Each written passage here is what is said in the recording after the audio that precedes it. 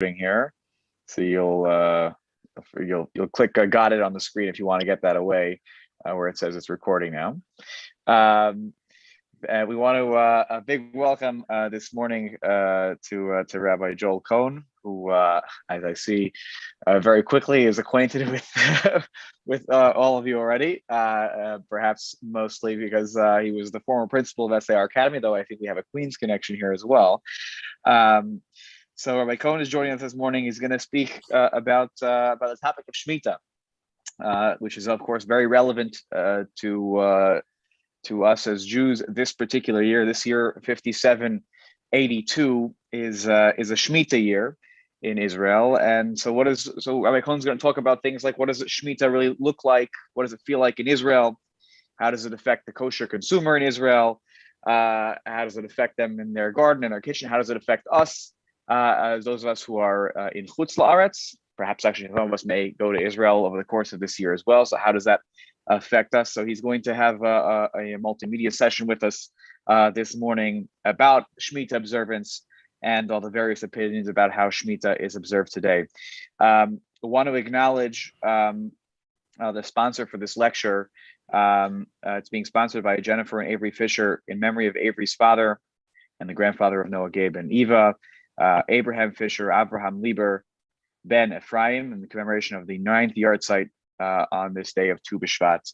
I also want to offer my condolences and express my nechama towards the Fisher family, who experienced the loss just a few days ago. I know Jennifer's sitting shiva now for her father, and we have you guys. I know Avery, you're here. We have you guys in our thoughts, and we wish you all well as you mourn the loss of Jennifer's father, and his neshama should also have an aliyah through the Torah that we study today. With that, I am going to turn it over to the esteemed Rabbi Joel Cohn. Take it away. Okay, thank you very, very much. It's happy Tu B'Shvat to everybody, first of all.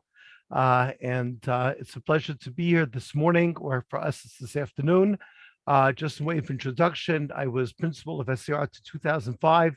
The last 16 years, I've called Yerushalayim home, and I'm very proud to do so. And this is actually our third Shmitta. We made Aliyah in 2005, so we had 2007, 2014, 2021, and I'm just getting the hang of it now. And it takes time, and just as you'll see, it does take time. And what I've won a little bit of a mission this year to try to educate as many people as I can, schools, shuls, or whatever, into just the basics of Shmitta and what it means to everybody, no matter where you are on the globe.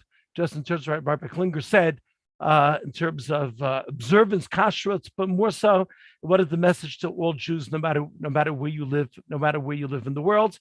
Thus far, I've been successful. I think I've gave various sessions to around 2,500 people. All over all sorts of schools and shuls all over the United States, a little bit in Canada as well. So I'm very, very proud to be able to do that and to share with you this morning the idea of Shmitta. And please, anywhere along the line, interrupt me, ask a question if something is unclear, etc., etc. I want to start off with this little a clip from Rabbi Mati Shomron. Rabbi Mati Shomron is one of the Rabbanim, and Cohn Haaretz is one of the institutions that really deals with those mitzvot, those mitzvot that are contingent on the land of Israel. And obviously, Shmitta is one of those mitzvot. I think he makes a couple of very, very important points. יום אחד באחד ההרצאות שנתתי, בסוף ההרצאה ניגשת אליי איזו אישה, כנראה מתפוצת פולין או משהו, לא צעירה, ואומרת לי, תשמע, אני רוצה להגיד לך דבר אחד. הרבנים שלנו אצלנו, התכוונה כנראה לפולין, היה להם זקן יותר ארוך מכל הרבנים שלכם פה. ואף אחד לא הפריש תרומות ומעשרות. ואני אומרת לך, זה המצאה שלכם פה בישראל. אתם המצאתם את זה. מה טמון פה בעצם? שאנחנו נמצאים אחרי כמעט 2000 שנות גלות, והנושא של קיום מצוות התלויות בארץ, מי דיבר עליו בכלל? מי עסק בו בכלל? כיוון שזה לא היה משהו קיומי, אז זה נדחק לקרן זווית. ברוך השם שיש את הרמב"ם שכתב את המצוות הללו. אחרת אוי ואבוי איפה היינו נמצאים היום. דבר שלא נהגו אותו קרוב ל2000 שנה. אז ברור שלא היה שום יחס לדברים האלה אצל הציבור הרחב. כל כלה צעירה בישראל ידעה איך מכשירים עוף, ואיך צריך להכשיר את הכבד, ומה לעשות בכל מצב שכלי נטרף או כל דבר שקשור לכשרות הבית. אבל מי בכלל דיבר על הפרשת תרומות ומעשרות? מי בכלל דיבר על תחום מצוות תלויות בארץ? אף אחד לא עסק בזה, אף אחד לא דיבר בזה. ברוך השם, היום אחרי 2000 שנה, אנחנו מחדשים את כל לא רק אנחנו, יש עוד הרבה יהודים טובים בארץ שעושים את זה, מחדשים את כל ההתעסקות עם הנושא הזה, מנסים לרדת לעומק, להבין את כל הדברים, לכתוב מאמרים, ללבן את הסוגיות, ללמוד מה קורה בכל צמח, על איזה תנאים הוא עונה, על איזה תנאים הוא לא עונה, כדי שבאמת בסופו של דבר לציבור יהיה מענה מסודר, מעמיק ואמיתי של כל אחת מן המצוות. So he says two very important things. First of all, wow, we're sitting here. For 2,000 years, Jews didn't observe these mitzvot. And we have to realize what a zchut it is for us, what a privilege, no matter where we are in the world, especially those of us who live in Israel, that we are actually observing these mitzvot that for thousands of years were sort of like pushed off to the side. Simply, there were very few Jews living here in Eretz Yisrael, and those that did live here generally did not farm the land. So these mitzvot did not apply to them. And that is within itself a privilege. The second thing is we're new at it. We talk about historically, Shabbat, every single rabbi wrote responses about Shabbat in every Jewish city for hundreds and hundreds of years. And precedent builds upon each other, and through the years, halakha develops until we reach modernity. When it came to Shmitta, nobody wrote about it for maybe for 1,000 years. Nobody wrote about it at all. And therefore, we are first just getting used to how do we do this? And certainly, it's just developing from a historical point of view, and we're very, very new at it, and that has to be understood. What I hope to accomplish during our session this morning is to just get an overview of how Shmitta is observed, both in theory and in practice here in Eretz Yisrael. When we talk about the prohibited activities during Shmitta for the farmer, it's just about everything. But if you go through those things which are prohibited both biblically, midah oraita, as well as those things that are prohibited from the rabbinical point of view, the farmer is very, very, very much handcuffed during Shmitta. There's very, very little that he's allowed to do. You're allowed to eat from things during Shmitta. And here there's a lot of misinformation. One has to realize it's a mitzvah to eat things from Shmitta. If vegetables were planted before Shmitta, means if a vegetable was planted before Rosh Hashanah and picked during Shmitta, it has the sanctity of the seventh year. And indeed, according to many, it's actually a mitzvah. That's what it's there for. All fruit that grows during Shmitta is allowed to be eaten, and again, may even be a mitzvah to be eaten. You're supposed to go ahead and consume. What you're not allowed to do is you're not allowed to buy and sell such fruit. So when you say that you're allowed to consume it, means you can go to the fields and you can pick it. However, the farmer is not supposed to harvest it in a retail sort of fashion and then sell it to the stores. But a person can go to the fields and by all means go ahead and eat those fruits and vegetables that grow during Shmitta. The only thing one is not allowed to eat during Shmitta are vegetables that are planted or grown during Shmitta. Certainly, if someone violates the halacha and plants the vegetables during Shmitta, and then they are picked later on in the year, those are sur ba'achila. Those are not allowed to be eaten because they were grown, so to speak, illegally. An extension of that is anything that grows by itself naturally when it comes to vegetables, because the rabbis were very intuitive and understood that if we allow things to be taken from the field to grow on their own, people will start to plant and then claim that it actually grew on its own.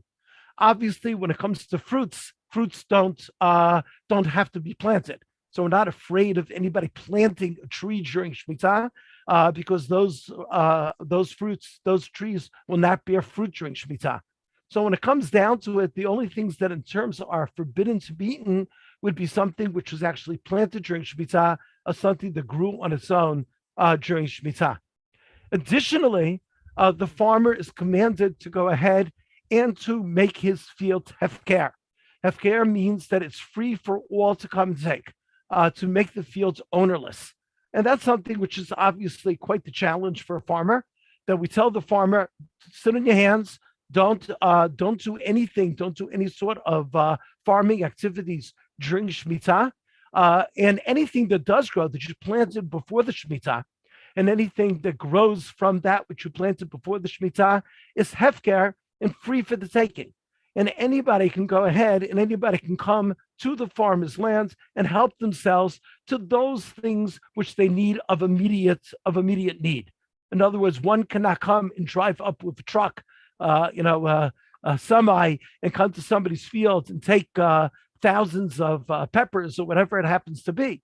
But someone can drive up in their car and take 4 or 5 peppers that they would need, like you would go to the supermarkets and stock up for your immediate needs. And that's what the farmer is told to do. And that certainly is a challenge. And the question first I want to approach is in terms of understanding these particular halachot, why would it be only once in 7 years? We're talking about things which are very much rooted in the kedusha, in the sanctity of Eretz Yisrael. And if it's the sanctity of Eretz Yisrael, it shouldn't just be something that comes once in 7 years. It should be something more constant. And indeed, this kedusha of Eretz Yisrael is very, very much constant. However, we don't really feel it to the extent that we feel it during the 7th year. There is a standing halacha of what we call hafrashat shumot ma'asrot, of separating different sorts of what's called in English tithing, which was done at the times of the Beit HaMikdash and still has to be done today. During the times of the Mikdash, a truma, the truma, which was generally 2%, was given as a gift to the Cohn. The maaser, which was 10%, and one time went to the Levi, etc., etc. Now, rabbinically, we still have to tithe. We have to take off these trumot masrot, separate the trumot masrot from any time that we eat any fruits and vegetables. But I, who live in Israel, and if you visited Israel, you probably rarely, if ever, have done that. And the reason is this package. If you see this carrots here, which I bought, it's labeled very clearly, Trumot Masrot Chedin, Bashkachat Rabin Yamin Holtzman, which means that the Trumot Masrot were done in the plant. I had occasion last summer to go ahead and go to Kibbutz Saad. Kibbutz Saad has one of the biggest carrot planting facilities in the country. And I spoke with the rabbi there, how they handle Trumot Masrot, and he says nothing leaves this factory with the Trumot Masrot are taken. There's no such thing as anything leaving the factory. He said even if it's going to be exported to Russia someplace where there's probably no Jews at all, we would never let anything leave the factory without the Trumot Masrot already being taken. And that is true for a lot of the facilities. So therefore, if you are going shopping in your local supermarket here in Israel, or in your local fruit and vegetable produce, what we call here the Yarkan, the fruit and vegetable store, you don't have to think about the Trumot Masrot because it's already taken for you. So it's not something which you really feel as a tourist or as a resident of the other 6 years. The one place where I do feel it is that outside my house, we have a kumquat tree. Kumquat, I think they call them also Chinese oranges. And every year around this time, I have to go do it very soon, we have our annual kumquat harvest. So since I am harvesting my own kumquat tree, my own fruits, and I bring them inside the house, and at that particular point, before I eat it, I have to take off the correct Trumot Masrot.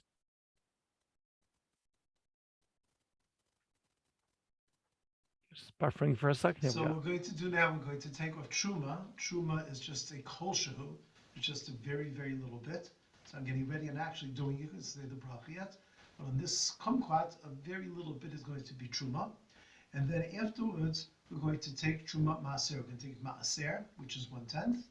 And then we're going to take truma maaser, which is maaser minha maaser. So that's what we're going to do right now. I'm going to say the bracha. Baruch atah Adonai Eloheinu melech haolam, asher kitshanu b'mitzvotav v'tzivanu lafrish trumot ma'asrot. So that's something, a bracha, which I never had a chance to say in Chutz La'aretz.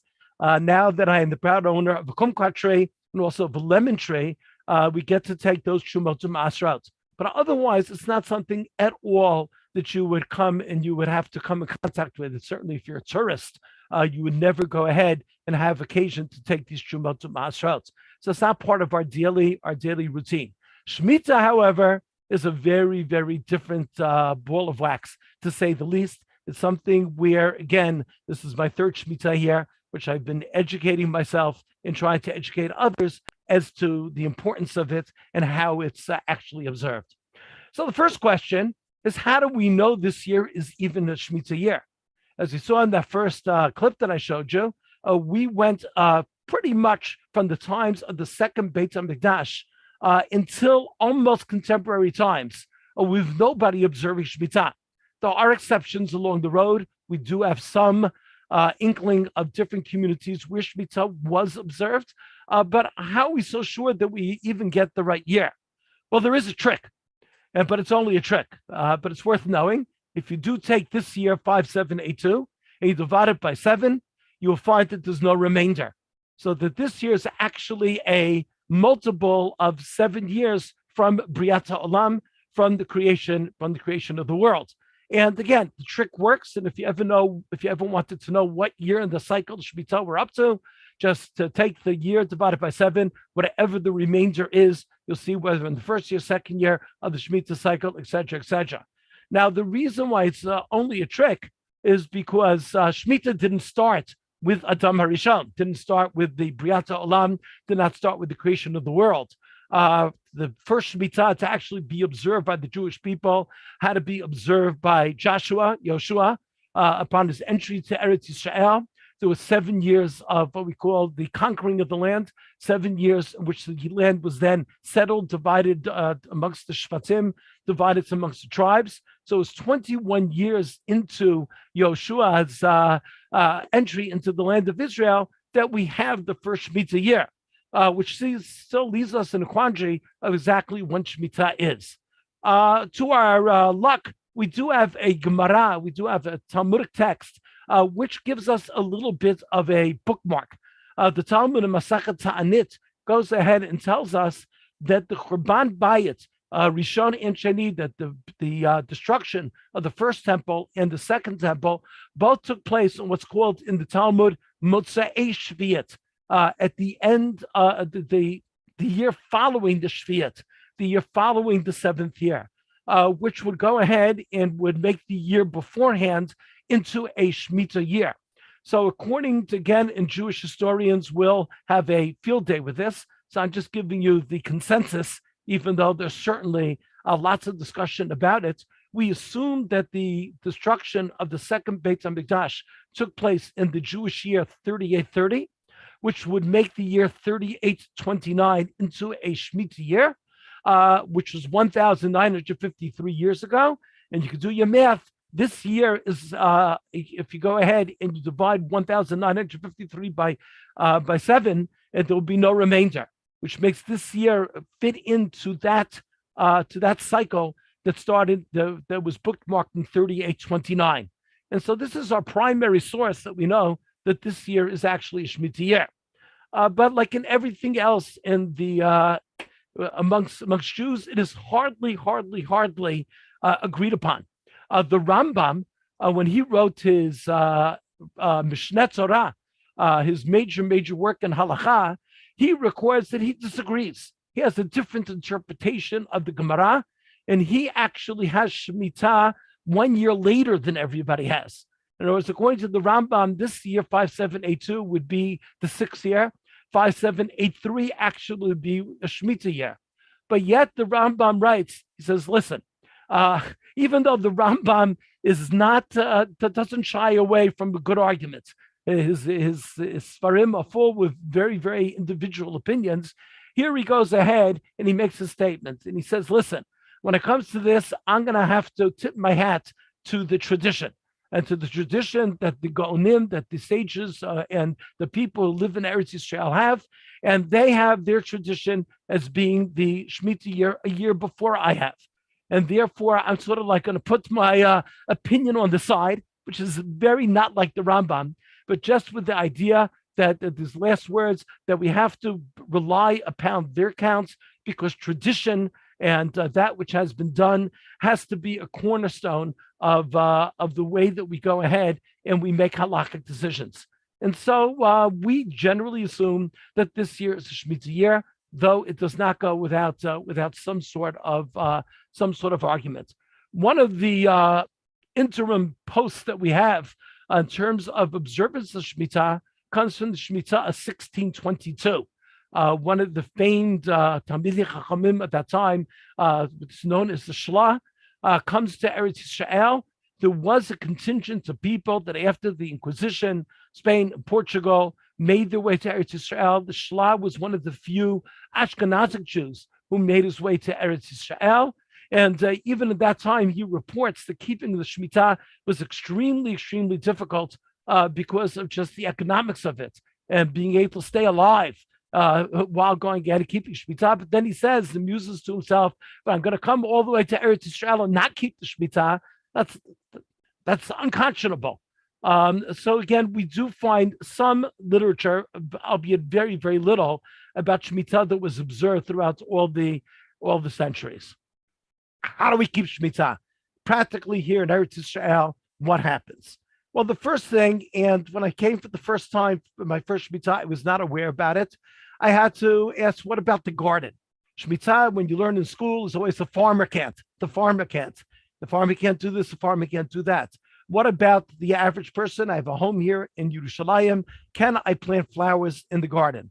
And this is Dan Gordon, who's a gardener here in Eretz Yisrael, reflecting upon his role in the Shemitah process.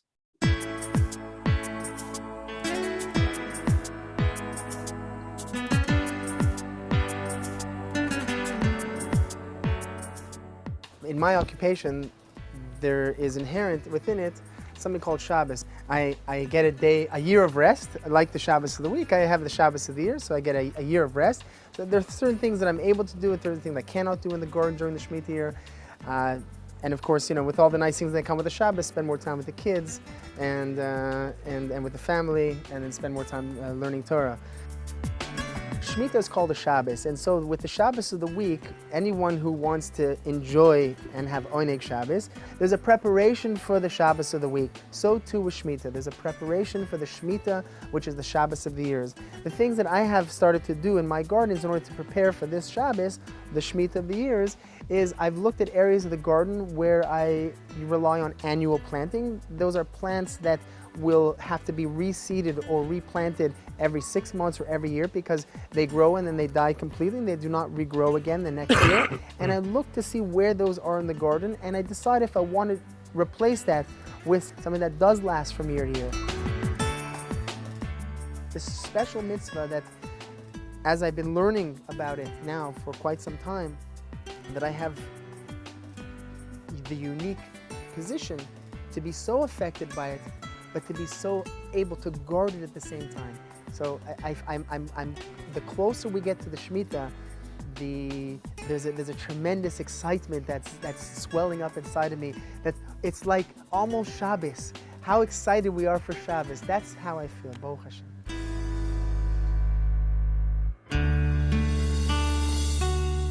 So in Jerusalem here before Shemitah, the hardest person to get to your house was the gardener. Called the gardener. Everybody wanted the gardener at the same time, right before Shmitta. So we set up our garden. We were lucky enough to get our gardener to come and to set up our garden. And then the question is, what exactly you're allowed to do in the garden during the year? Are you allowed to water? Are you allowed to go ahead? You're not allowed to plant flowers, but can you water what you already have? And there are two categories. It's actually anybody studying the Daf Yomi. It just came up within the Daf Yomi a couple of days ago.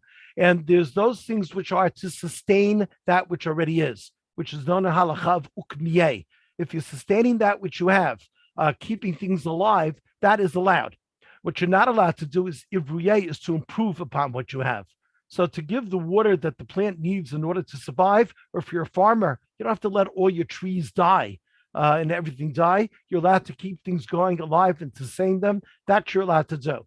What you're not allowed to do is anything which is going to improve it and fertilize and prune and any of those things that somebody would normally do in the garden over the course of the year. That is not allowed to. So again, that's relatively simple when it comes to your home garden. However, there are many different nuances that people ask if you have plants and you have plants that are in this type of plant or that type of plant, or indoor, outdoor. You can imagine all sorts of permutations which have to be discussed regarding home gardening. The farmer, as I said, has a much harder job. On the one hand, he's not allowed to do very much. He is expected to go ahead and to make his property hefker and let anybody come on it and take what they need. This is Yossi Peretz, who is a etrog grower here in Eretz Yisrael, and this is what he says he does during Shmitta. בשנת השמיטה אנחנו למעשה, הדבר הראשון, מה שאנחנו עושים זה רק משקים את השדה. שום דבר לא עושים. מטפלים בזה כל הזמן רק בהשקיה, אסור לנו גם לדשן, כי ההשגחות, השדה יש לו השגחה של הרב ניסים קרליץ וגם של העדה החרדית, אבל אנחנו לא מדשנים, פשוט משקים. יש את העניין הזה של קיומה ולעברויה, אבל ממש רק כדי להחזיק את העצים, זה משקים במשך כל השנה. משאירים את הרשתות כדי שזה ישמור על העצים קצת, אבל לא נוגעים בכלל בעצים, במשך כל השנה. כשמגיעה שנת השמיטה, אנחנו שמים פה שלטים גדולים. בשלטים האלה כתוב שהשדה הפקר, אפשר לקטוף כל אחד לצורכו, לא למכירה, וגם אנחנו משאירים פה מזמרות, כדי שלא יפגעו בעצים, כי חשוב לנו שיקטפו, אז כל אחד נכנס, לוקח מה שהוא צריך ויוצא. רק אנחנו משגיחים שבאמת לא ישחיתו ולא יפגעו לנו בעצים. זה מה שאנחנו עושים בשנת השמיטה, אבל הכל הפקר, מי שרוצה בא, נכנס, כותב ולוקח. ואני חושב שהעניין הזה של לקיים שמיטה בארץ ישראל, אפילו שזה כרגע מדי רבנן, אבל זה חשוב מאוד, זה גם מחזק את כולם ואת כולנו, וגם אנחנו מנסים לצרף עוד חקלאים שישמרו את עניין השמיטה. אבל אנחנו לא מודאגים, בורא עולם מפרנס אותנו. So it takes a tremendous amount of strength on the part of the farmers to go ahead and to follow through on these halachot, literally giving up their parnassah for the year, giving up their livelihood for the year. The message is strong that the land belongs to Hashem. It doesn't belong to any individual. And the message is strong. It's sort of like it belongs to everybody, everyone who's Klal Yisrael. And again, that hefker is not just for poor people. It's for anybody. In other words, I know where this fellow's etrog grove is, and I plan to go there before Sukkot and to help myself to an etrog, because that's what you can do during Shmita. And that is the mitzvah. That is the mitzvah of Shmita, the way it is understood in the Torah. And therefore, when you drive around Eretz Yisrael this time of year, you can go and find farms that have this a big sign, Kamkan Shomrin Shmita. When I come to this sign, I know that the farmer has made his sadeh, has made his field hefker. It's ownerless. I can go, I can take what I want from the field, again, in amounts that I would use within a normal day or two, and move on. And that is the mitzvah Shmita in its purest, in its very much pure sense.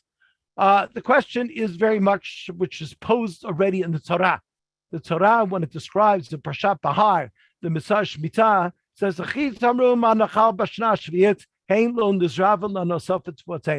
so again, we have a country here of 8.6 million people, more than 6 million Jews. And in theory, if everybody's going to start keeping Shmita, where in the world are we going to get our ability to go ahead and feed the population? And here we have a series of what's called pitronot, a series of solutions on how to go ahead in modernity, though a lot of it is rooted in the Gemara already, but in modernity, how to go ahead and keep Shmita in an economy of 2022. So the first obvious thing is to import. Things are imported here all the time, and certainly during Shmita in Eretz Yisrael, a lot of things are imported. And here, it's going to take you shopping a little bit, because the trick here is to know how to read the labeling. The labeling is very much Ivrit in Hebrew. So if you were to come here during Shmita, it's good to just get the basic vocabulary, Shmita vocabulary down. So here, this is some carrots, and you see it's very, very plainly marked Yavul Chol. This is produce from Chutz La'aretz. This came from wherever, from outside of Eretz Yisrael. And the same, obviously, it comes from Eretz Yisrael. There's no restrictions, no Shmita whatsoever. And therefore, a large part, especially of what we would call the Haredi population, lives off of Yavul Chol, of that which comes from Chutz La'aretz. And I'll tell you why it's a Haredim as we go further on in our program. There are those that don't like buying Yavul Chol, simply because your shekel is going to wherever your shekel is going to Turkey, to Poland, to Italy, and not staying domestically. So it's not everybody's first choice at all. The next thing is what's called Yavul Nachri. There are Arabs here that own farms. This is, you may recognize, from Shuk Machaneh Yehuda. This is an Arab-owned stand coming from Arab-owned properties. And according to almost all authorities, if produce is grown in land here in Eretz Yisrael that is owned by non-Jews, it does not have any of the sanctity of the Shemitah year. It could be bought, it could be sold, it could be it's just like any other produce of any other time. And so again, if you go shopping, things are pretty well labeled. So here, this is some petrozelia, this is some parsley, and you see that it's labeled Gidum Yuchad. This was a special growing Yud Nun. Yud Nun stands for Yavul Nachri. Now here you come very, very much to the intersection of politics and halacha, which is very, very interesting. I'm not going to talk politics here at all. But there are those that feel halachically this is great. This is a great solution. Yavul Nachri, I don't have to worry that some Jew did something wrong along the way, and that maybe it was planted during Shmita, etc., etc., etc. I'm not supposed to eat it. So Yavul Nachri is a great way of going ahead and making sure that I'm compliant with the laws of Shmita. On the other hand, there are those that say, look at the label Yavul Nachri, and from a political point of view, they have a major issue with this. I do not want to go ahead, and I do not want to support the non-Jewish sector of farmers. I want very much to support the Israeli, the Jewish farmers in Israel. So you have a very interesting intersection of the two that comes into play. The other pitaron, the other solution to getting fruits and vegetables on the shelves is what's called Yavul Shishit, produce from the 6th year.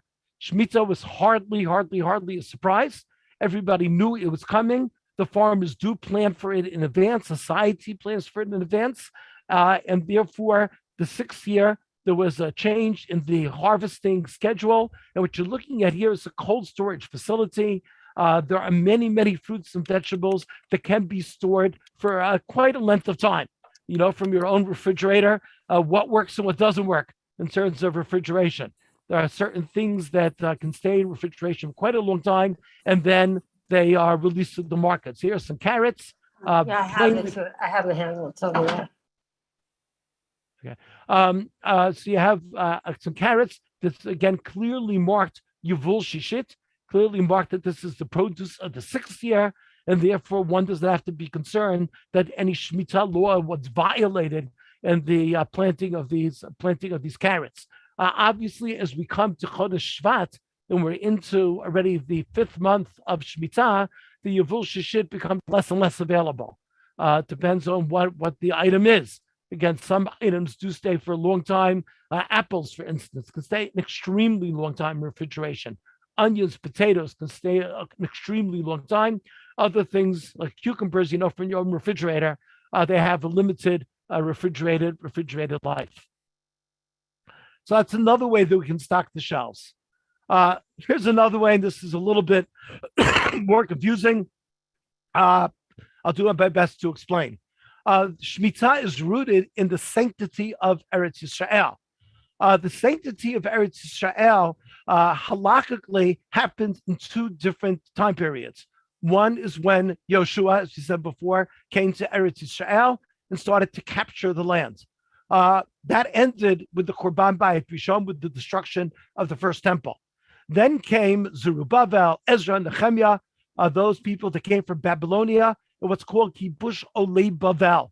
those people that came from Babel, that came from Babylonia, they came in the Second Temple period. Now, we know from many, many sources that during the Second Temple period, the area of land that was actually endowed with this sanctity was much less than that in the First Temple period.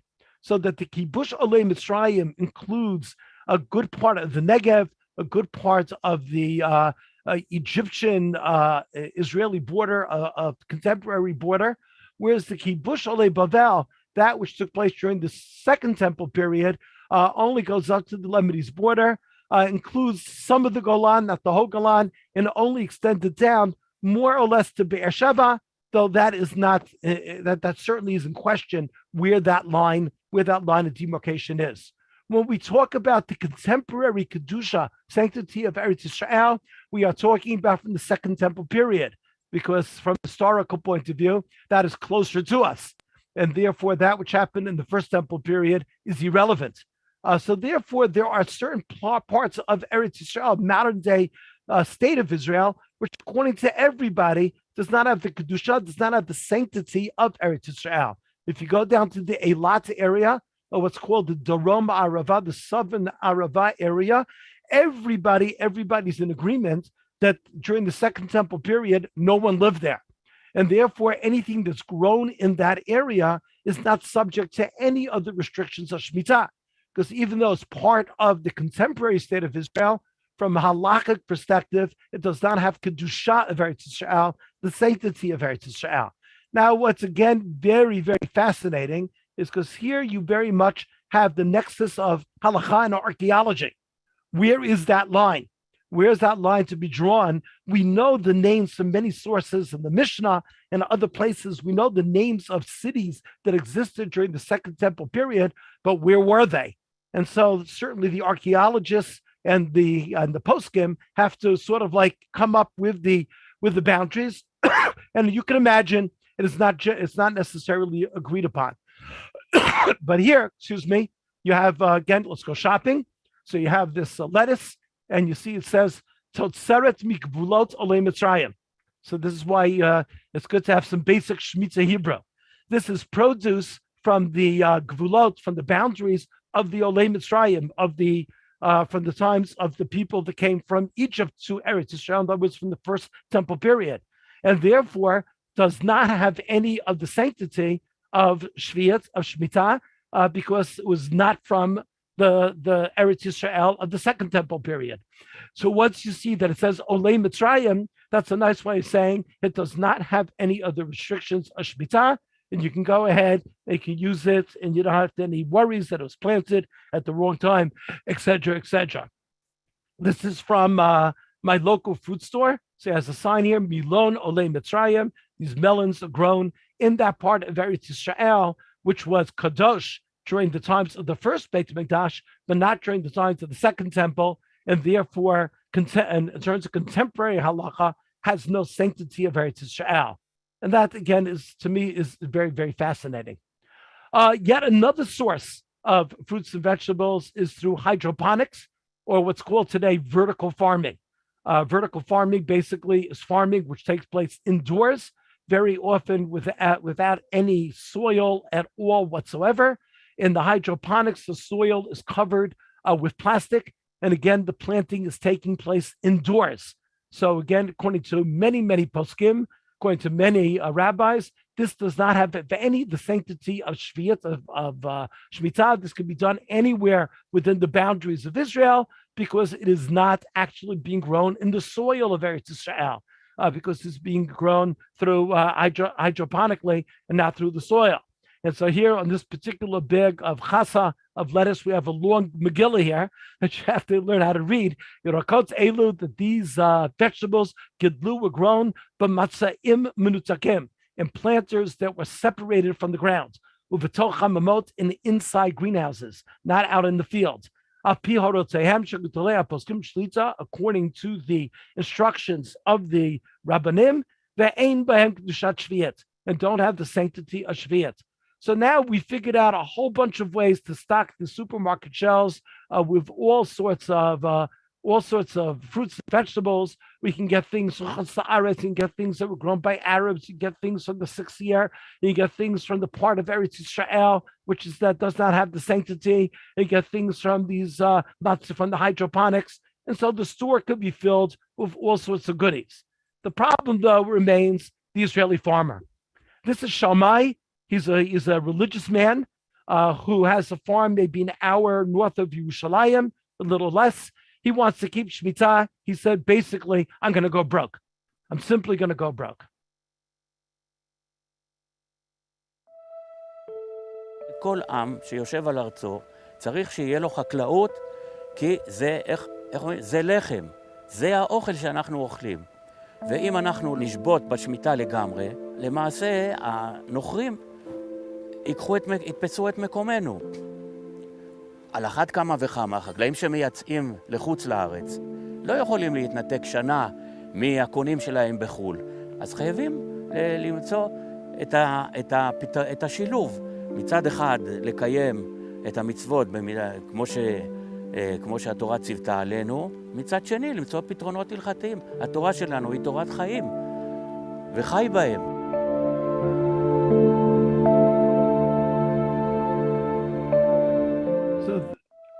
So this very much is the ultimate challenge that is faced, both in terms of contemporary Shemitah observance, is that you have, this is a religious man who says, listen, I'm going to go broke.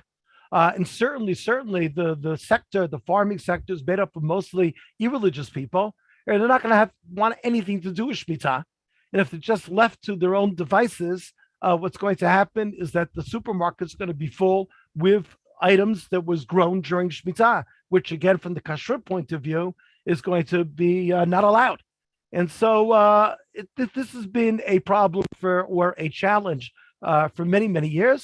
And that which was actually we found in the Rishonim already. So hundreds and hundreds of years ago was a suggestion, let's take something out of the Pesach playbook. The same way we sell a chametz to the non-Jew, let's sell the farmland to the non-Jew. We'll structure it in such a way that it belongs to the non-Jew. However, the Jew will be able to go ahead and will be able to get some of the, reap some of the profits from the lands. It will be done with certain restrictions. And that is something which was an idea floated many, many years ago. Really came to a head in 1888. The history simply is, until that time in the 1800s, there may have been individual Jewish farmers, but certainly was not a movement of Jewish farming in Eretz Yisrael on Jewish-owned land. In the mid-1800s, you had Rav Tzvirish Kalisher, Rav Moliver, and others that came with this idea with the stream, let's buy land in Eretz Yisrael, and let's bring over Jewish farmers to farm that land. And indeed, they went to Baron Edmund de Rothschild. He was a religious man. He bankrolled the project, and the Yishuv of Ekron, which is now called Maskara Pacha, was started. At that particular point, when Shmitah was reached in 1888, the farmers who were religious, okay, we're going to keep Shmitah. This is what they were dreaming of. Baron Edmund de Rothschild said, no how, no way. You keep Shmitah, the whole settlement is going to go broke. And a very big argument rose out exactly what to do. And the question was then given to the Rabbanim to decide. And this is just a reenactment of what might have happened in Ekron back in 1888. English is coming on in a minute.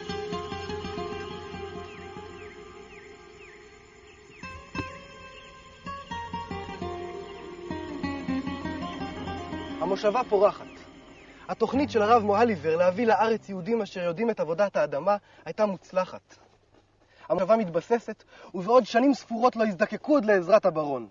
וידבר אדוני אל משה בהר סיני לאמור, דבר אל בני ישראל ואמרת עליהם, כי תבואו אל הארץ אשר אני נותן לכם, ושבת הארץ. על כן להצלת נפשותינו ולהצלת יישוב ארצנו הקדושה, מצאנו היתר לשנה הזו התרמת, למכור בקיץ הבא עלינו לטובה את השדות ואת הכרמים. על היתר חתומים הרב טרומפ מקוטנה, הרב קלפפיש מוורשה, הרב שמואל מוהליבר, ופוסק הדור הרב יצחק אלחנן ספקטור מקובנה. אם כך הבעיה נפתרה? לא בדיוק. ראשי העדה האשכנזית בירושלים מזדעזעים ומפרסמים הודעה. אין שום היתר לחרוש ולזרוע, לקצור ולנטוע, הן על ידי עצמו והן על ידי נוכרי.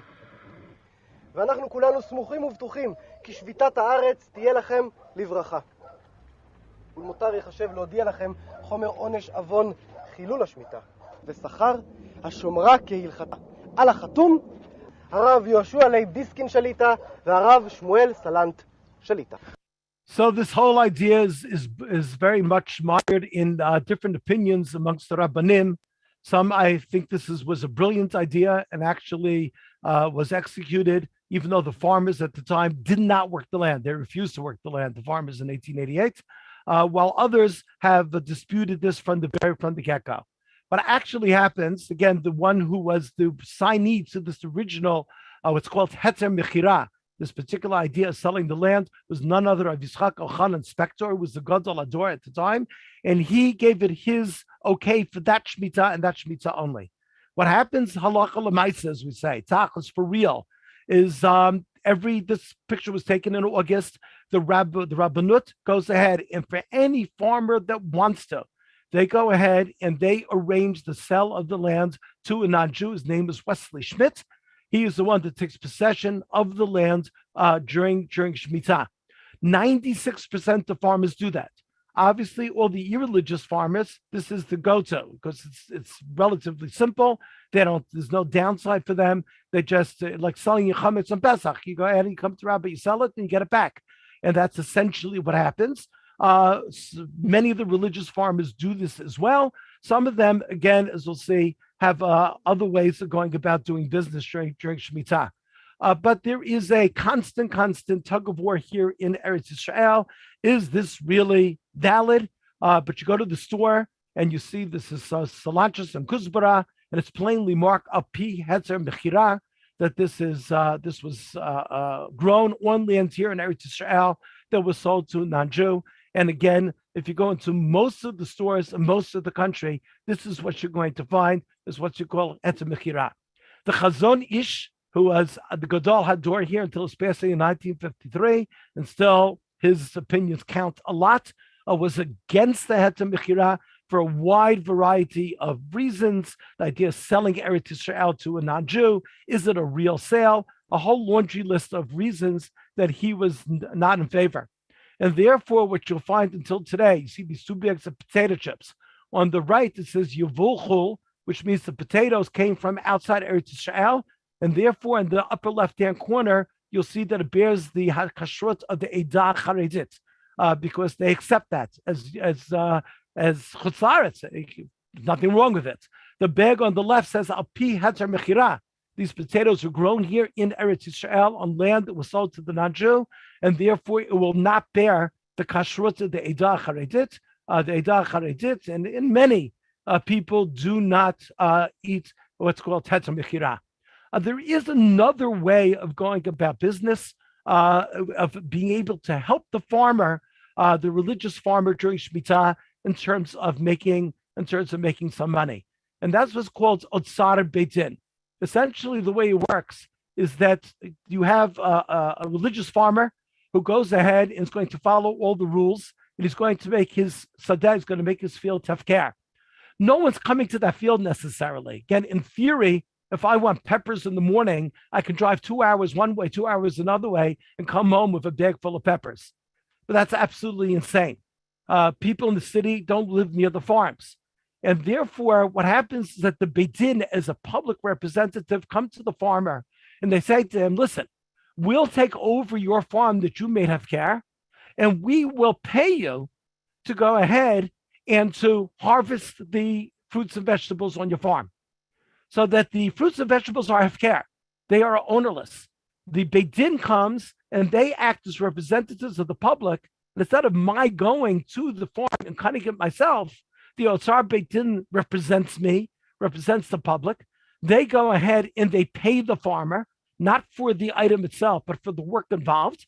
And so the farmer is making some money, not to say that he normally gets, And what we have, when I go to the store, I come here to this sign, which says palpalim, peppers, adon, zav, katon, red, yellow, orange, and then 2 words baked in. When I see those 2 words baked in, then I know that I am buying something. I'm getting the pepper for free, in theory. The $8.60 that I'm paying is for the cost of all the farmer to get the pepper to Yerushalayim, etc., etc., etc., etc. And that's what I'm paying for. So what I have here, I'm just going to take off my virtual background so you can see it more clearly, and which is really very, very special, is that this is a pepper, which is Otsar Beitin, which means that this pepper has the Kedusha of Shmitta. And then it's a mitzvah to eat it. And that's what I do. It's a mitzvah to eat it. It's such a mitzvah that you have to be very, very careful not to waste any of it. So normally when you would have, you would come up and you eat 3/4 of a pepper and you have 1/4 of a pepper left, you would normally throw it in the garbage. Here, because it has the sanctity of Shmitta, the way I like to describe it, and this I think is the ultimate message to anybody all over the world, is that this pepper, because it's grown in the Eretz Yisrael, Eretz Yisrael is so kadosh, even the peppers have kedusha. Eretz Yisrael is such sanctity that even this pepper has a special kedusha. And as a result, I'm not allowed to throw out, again, I'm not talking about scraps, but I'm not allowed to throw out a piece of the pepper. So what we do is that if there's anything's left over, we have a mini garbage can, which is called the Pak Shmita. We have someone made us a very nicely decorated. But instead of throwing it in the normal garbage of all the garbage, we throw it in here. This has been emptied out already since. And we put it in a plastic bag until it really gets disgusting. Once it becomes inedible, then it loses its kedusha, and then it can be thrown out. But the message is an extremely, extremely powerful one about the kedusha of Eretz Yisrael, that we really very, very much feel the kedusha in a very, very, very, very real way. This is Yossi Peretz, just summing up his feelings about Shmitta. אני מרגיש כרגע שאני עוצר, יושב ומפנה את עצמי לדברים אחרים, יותר ללמוד, יותר לדאוג לעצמי, יש הרבה דברים שאני מזניח כשאין לי שנת השמיטה. חוץ מזה שזה מחזיק אותי מבחינה אמונית, ואני מאמין שכל מה שהקדוש ברוך הוא נותן לנו זה שלו. העצים, הכל, אם זה שנת השמיטה או לא שנת השמיטה, אנחנו צריכים לעשות בדיוק מה שציווה אותנו, ואנחנו עושים, וכשמאמינים עד הסוף הכל מסתדר. אנחנו לא מודאגים. לא מודאגים בעניין הזה. וזה טוב, אתה צריך גם לפעמים לנוח, להפסיק שנה אחת, יש לך לשבת, ללמוד, ברוגע, לא בלחץ, הכל בסדר, הכל יסתדר, יש מי שדואג, ואנחנו לא צריכים לדאוג בדברים האלה. אני מרגיש שיש לי השגחה פרטית, בורא עולם תמיד שומר עלינו. כשאנחנו מקיימים את השמיטה, תמיד אחרי השמיטה, בורא עולם, בורא עולם לא חייב לנו כלום, אבל בדרך כלל, לפני ואחרי בורא עולם דואג לנו, ויש לנו פרנסה גם לעוד שנה ולעוד שנתיים, ואנחנו מרגישים בסדר עם זה. אני לא חושב שאנחנו מקופחים. עכשיו, אנחנו מרגישים ממש בזה. לא יודע, לא היה לי כל מיני סיפורים כמו שיש לאנשים, אבל אני יכול להגיד לך שתמיד אחרי השמיטה, לא יודע איך זה, יש פירות יפים מאוד אחרי השמיטה. Okay, I hope I was able to enlighten you a little bit about Shmitta and the way that it's actually observed here in Israel and some of the ideas. I appreciate your attendance. I have around a minute or two if there's a question or anything that I can help anybody with. First of all, thank you to Rabbi Cohn. That was really educational and insightful. And I know I personally learned a lot listening. Anyone have any questions for Rabbi Cohn? I actually have one. Please go right ahead. Yeah. So my question relates to sometimes there are products. So there's produce that was grown in Israel that ends up in stores here in the United States. I know that at times I've seen clementines from in Costco or something like that are from Israel, or peppers sometimes that are from Israel. Is there a way to know if we happen upon such produce this year, is there a way to know any information about that, or Yeah, do well, we make you some call sort of the VOD, assumption? the VOD of Westchester or whatever it is they call you. Basically, you have to do a little bit of homework and to see where it came from. Again, if it's Heter Mechira, then again the OU officially doesn't give kashrut on Heter Mechira. But if you listened, and I have listened to Rav Schachter, he's not against it. Again, I personally, in this home, we eat Heter Mechira, as most everybody that I know eats Heter Mechira. It just is. That's the way. Again, there are sectors of the population that will not. We do, and so if it's Heter Mechira, again, I would think that just tell everybody it's Heter Mechira, and for lots of people, it's perfectly fine. If it's not Heter Mechira, in other words, if it was grown during Shmitta, then you'd have more, then it become into the category of Sfichin, and you would not be able to eat it. So that you have to do a little bit of homework and find out who the importer is, what the source of the carrots are, and again, if everything is going right, it should be Heter Mechira, but you don't know. What will end up on your shelves is wine. Wine is something, because most of the wine, because it's done all by religious groups, obviously, because otherwise you can't have the wine. A lot of the wine is what we call Otzara Beidin, and that will come to the United States, in which case you go ahead and you drink it, enjoy it, don't waste it. That's all. Okay, very good. Okay, I do, Mr. Fisher, thank you for being so kind as to sponsor this, and Yichumim to your wife. To everybody else, you should have a Tu B'Shvat Sameach. We hope you see you soon, very, very soon here in Eretz Yisrael. Thank you so much, everybody. Thank you, Rav Nuri. Okay. Thank you so much. Thank you, Rabbi Cohn. Have a wonderful day, everybody.